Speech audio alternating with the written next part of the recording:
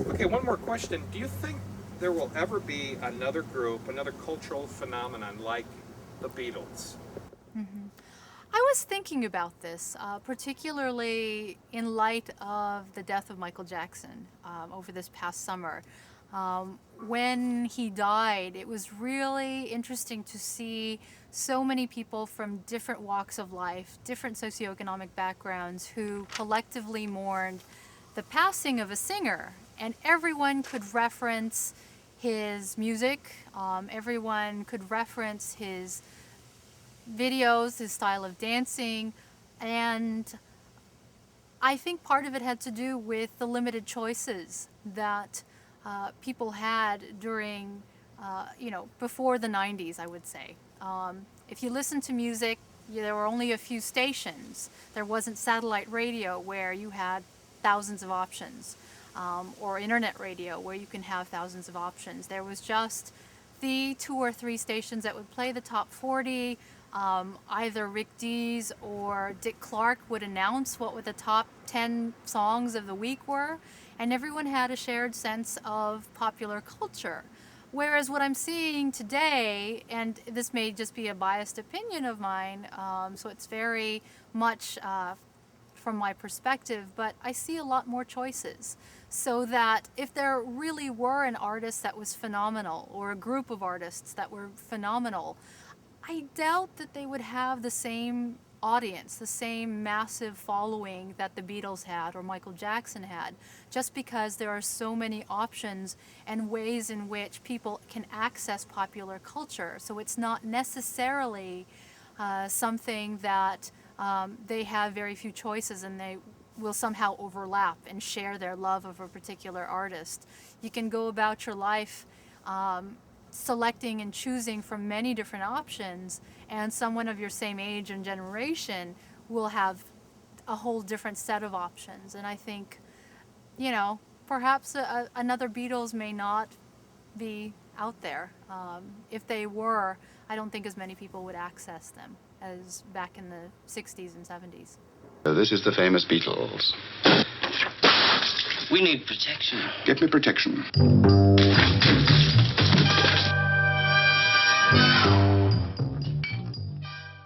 I absolutely love the Beatles. I mean, they were,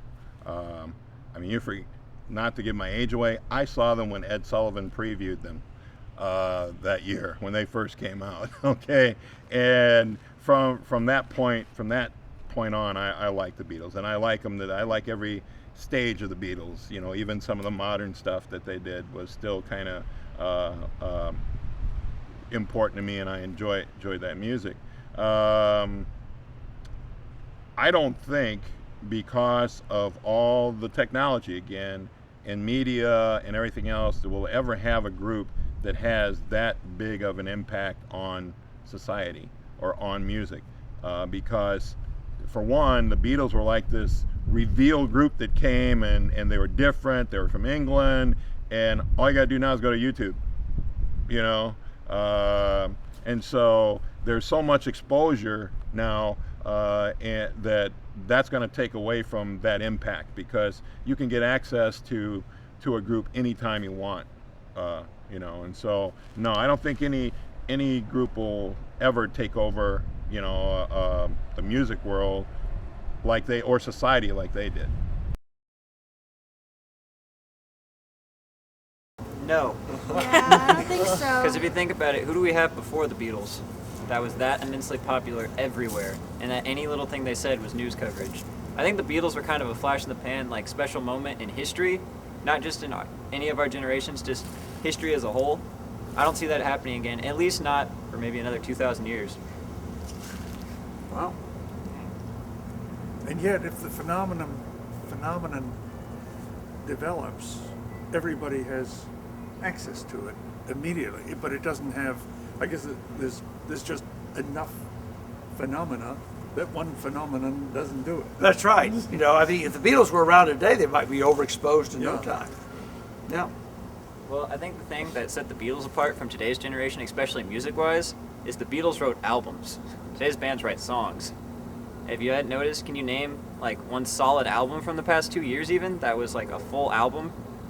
I can think of very, very few.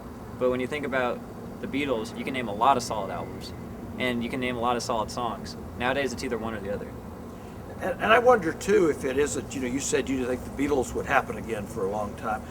I mean, I think part of it was the '60s. I mean, that was such a uniquely transformative time, and they became the voice of that.